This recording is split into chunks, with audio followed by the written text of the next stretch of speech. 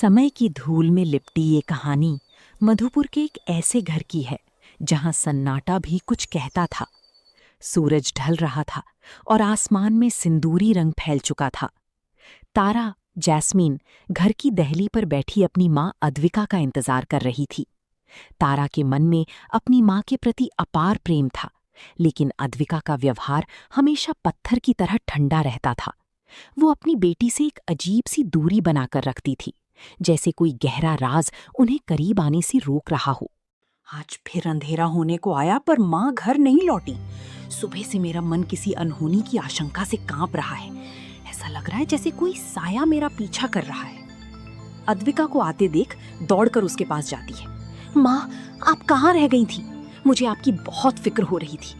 आज मुझे एक अजीब सा डर महसूस हो रहा है। बैठिए ना माँ, मुझे आपसे कुछ बातें करनी है। शायद आपका स्पर्श मेरा डर कम कर दे। तारा, मैंने तुमसे कितनी बार कहा है कि अपनी इन भावनाओं को काबू में रखा करो। मेरे पास तुम्हारी इन बचकानी बातों को सुनने का ना समय है और ना ही धैर्य। दिन भर काम करने के बाद मैं थक चुकी हूँ। अब चुपचाप घर के अंदर चली जाओ और सो जाओ। माँ, आप हमेशा ऐसा क्यों करती हैं? क्या मुझसे कोई ऐसी भूल हुई है जिसकी सजा आप मुझे रोज इस बेरुखी से देती हैं? मैं सिर्फ आपका थोड़ा सा वक्त और प्यार चाहती हूँ। मैंने कहा ना, मुझे तुमसे कोई बात नहीं करनी और ना ही तुम्हारे बारे में कुछ सुनना है। अब जाओ यहाँ से और मेरा रास्ता छोड़ो। अगली सुबह तारा के मन में एक नया संकल्प था। उसने तय किया कि वो अपनी माँ के इस रहस्यमयी व्यवहार और खुद के अस्तित्व का सच जान कर रहेगी। जैसे ही वो गांव की मुख्य पगडंडी पर पहुंची, उसने देखा कि गांव के लोग उसे देखकर आपस में फुसफुसा रहे हैं। गांव वालों की नजरों में तारा के लिए सहानुभूति कम और डर ज्यादा था। देखो, वही लड़की जा रही है, उस साए वाली औरत की बेटी। सुना है अद्विका रात के सन्नाटे में जंगलों में गायब हो जाती है और फिर वहां से डरावनी आवाजें आती हैं। हाँ, इस गांव में जब से वो दोनों आई हैं, कुछ भी ठीक नहीं चल रहा। इस लड़की की आंखों में भी वही चमक है जो शिकार करने वाले परिंदों में होती है। हमें इनसे दूर ही रहना चाहिए, वरना कोई बड़ी मुसीबत आ सकती है। ये गांव वाले जरूर कुछ जानते हैं जो मुझसे छिपाया जा रहा है। माँ का रहस्य अब मेरे लिए एक बोझ बनता जा रहा है। मुझे अब और इंतजार नहीं करना चाहिए। मुझे तुरंत ज्ञानी बाबा गुरुदेव के पास पहुंचना होगा। वही एकमात्र व्यक्ति हैं जो इस अंधेरे में को रोशनी में बदल सकते हैं। चाहे जंगल कितना भी घना क्यों ना हो, आज मैं पीछे नहीं हटूंगी। घने जंगलों को पार करती हुई तारा उस पुरानी कुटिया में पहुंची जहां समय जैसे ठहर गया था। वहां की हवाओं में धूप बत्ती की महक और एक रूहानी शांति थी। ज्ञानी बाबा अपनी साधना में लीन थे, जैसे उन्हें तारा के आने का पहले से ही आभास हो। तारा ने उनके चरणों में झुककर प्रणाम किया। प्रणाम गुरुदेव। मैं एक ऐसे अंधकार में फंसी हूँ जहाँ मुझे अपना कोई रास्ता नजर नहीं आ रहा। मेरी माँ, वो मुझसे इतनी नफरत क्यों करती हैं? गांव वाले हमें देखकर रास्ता क्यों बदल लेते हैं? मुझे सत्य जानना है, चाहे वो कितना भी कड़वा क्यों ना हो। कल्याण हो पुत्री। मैं जानता था कि तुम्हारा अंतर्मन आज तुम्हें यहाँ खींच लाएगा। आज तुम्हारी शिक्षा का अंतिम दिन है और अब तुम पूर्ण रूप से सत्य को समझने के योग्य बन चुकी हो। जैस्मिन, तुम्हारी माँ वो नहीं है जो वो पूरी दुनिया को दिखाती है। वो एक छाया मल्लिका है। गुरुदेव, इसका क्या अर्थ है? क्या माँ कोई साधारण इंसान नहीं है? उनके पास ऐसी जादुई शक्तियां हैं जो सदियों से छिपी हुई हैं। अगर तुम उस रहस्य से पर्दा उठाना चाहती हो तो तुम्हें खुद को एक बड़ी परीक्षा में डालना होगा। जब ममता पर संकट आएगा, तभी उस मल्लिका का असली रूप और उसका सच बाहर आएगा। जाओ पुत्री, और नियति को अपना काम करने दो। गुरुदेव की बातों ने तारा के मन में उथल पुथल मचा दी थी।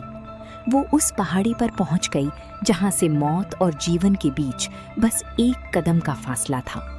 नीचे एक भयानक झरना अपने पूरे वेग से पत्थरों से टकरा रहा था।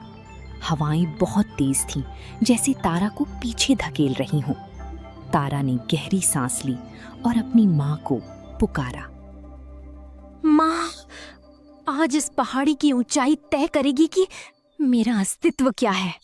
अगर आप मुझसे वाकई प्यार नहीं करती तो आज मेरा अंत निश्चित है, लेकिन अगर आपकी इस खामोशी के पीछे कोई ममता छिपी है तो आज उसे बाहर आना ही होगा। तारा की आंखों से आंसू गिरकर हवा में विलीन हो गए। उसने अपनी आंखें मूंद लीं और अपनी मां का नाम पुकारते हुए उस भयानक खाई में छलांग लगा दी। उसका शरीर एक बेबस परिंदे की तरह हवा में नीचे की ओर गिरने लगा। जैसे ही तारा हवा में नीचे की ओर बढ़ी, पहाड़ी की चोटी पर एक दिल दहला देने वाली चीख गूंजी।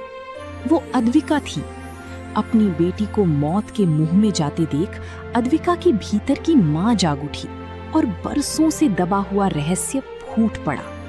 उस पल पूरी प्रकृति जैसे ठहर गई। तारा, नहीं, मेरी बच्ची। अचानक अद्विका के शरीर से एक तेज काली और सुनहरी रोशनी निकली।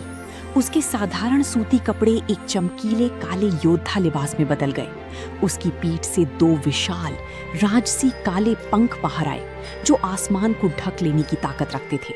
वो बिजली की गति से हवा को चीरते हुए नीचे की ओर झपटी। तारा पानी की सतह से टकराने ही वाली थी कि अद्विका के शक्तिशाली हाथों ने उसे सुरक्षित थाम लिया। अद्विका ने अपने विशाल पंख फैलाए और बादलों को चीरती हुई वापस पहाड़ी पर आ गई। पहाड़ी से घर तक का सफर खामोशी में बीता। घर पहुंचते ही तारा ने अपनी माँ को उस रूप में देखा जिसे देखकर कोई भी डर जाए। लेकिन तारा की आंखों में अब डर नहीं, बल्कि ढेरों सवाल थे। अद्विका खुद को शांत करने की कोशिश कर रही हूँ। तो ये है आपका सच? गांव वाले और गुरुदेव सही थे। आप एक जादुई प्राणी हैं, एक मल्लिका। माँ, आपने मुझे इतने वर्षों तक अंधेरे में क्यों रखा? क्या मेरी परवरिश सिर्फ एक दिखावा थी? मैंने तुम्हें बचाने के लिए खुद को पत्थर बनाया था तारा। ये रूप एक वरदान नहीं, बल्कि मेरे दुश्मनों के लिए खुला न्योता है। मैंने चाहा था कि तुम एक इंसानी बच्ची की तरह शांत जीवन जियो, जहां कोई जादू और कोई प्रतिशोध। झूठ की बुनियाद पर कोई जीवन शांत नहीं हो सकता। मुझे पूरा सच जानना है माँ। मेरा जन्म कहाँ हुआ, मेरे पिता कौन है, और आप यहाँ मधुपुर में छिपकर क्यों रह रही हैं? अद्विका की आंखों के सामने अतीत के दृश्य घूमने लगे। वो जैस्मीन को वो समय बताने लगी जब वो माया नगरी की सबसे शक्तिशाली और घमंडी रानी हुआ करती थी। वो नगरी बादलों के बीच बसी थी, जहां सिर्फ जादुई परिंदों का राज था। लेकिन अद्विका का ये घमंड ही उसकी सबसे बड़ी कमजोरी बन गया। जहां शक्ति होती है, वहां उसे छीनने वाले शिकारी भी होते हैं। उसी समय अद्विका के जीवन में रुद्राश, विक्रम का प्रवेश हुआ, जिसने अद्विका की दुनिया को हमेशा के लिए बदलने का षड्यंत्र रचा था। रुद्राश एक चतुर शिकारी था। उसने अद्विका के पास पहुंचने के लिए प्रेम का मुखौटा पहना। वो रोज अद्विका के लिए दुर्लभ फूल लाता और उसे अपनी मीठी बातों से बहलाता। अद्विका, जो शक्तियों की स्वामी थी, रुद्राश के प्रेम के आगे अपना दिल हार बैठी।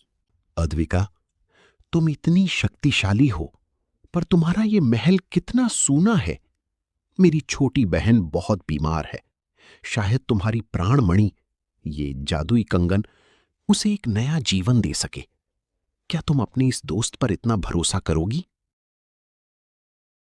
मेरा ये कंगन ही मेरी शक्तियों और मेरी दृष्टि का आधार है, लेकिन तुम्हारे प्रेम के लिए मैं इसे अपनी कलाई से उतारने को तैयार हूं। लो, अपनी बहन की जान बचा लो। माया नगरी के उस कक्ष में सन्नाटा पसर गया था। जैसे ही अद्विका ने वो जादुई कंगन, प्राणमणि, रुद्राश को दिया, उसके शरीर की सारी ऊर्जा खिंच गई। उसकी आंखों के सामने अचानक गहरा अंधेरा छा गया और वो बेदम होकर ठंडी जमीन पर गिर पड़ी। रुद्राश, जिसे भी अपना रक्षक समझती थी, उसकी आंखों में अब प्रेम नहीं बल्कि एक शिकारी की चमक थी। मल्लिका, तूने क्या सोचा कि मैं तो जैसी छाया से प्रेम करूंगा? मुझे तेरी जरूरत नहीं थी। मुझे तो बस इस कंगन की शक्ति चाहिए थी। अब तू इस अंधेरे में तड़प, क्योंकि अब तू ना देख सकती है और ना उड़ सकती है। तूने मेरे विश्वास का कत्ल किया है। तूने मुझसे मेरी रोशनी छीनी है। अब मैं तुझसे तेरी सबसे अनमोल चीज छीनूंगी। तूने अपनी बेटी के जीवन के लिए मुझे छला है। अब वही बेटी मेरी नफरत का जरिया बनेगी। मैं तुझे वो दर्द दूंगी जो मौत से भी बदतर होगा।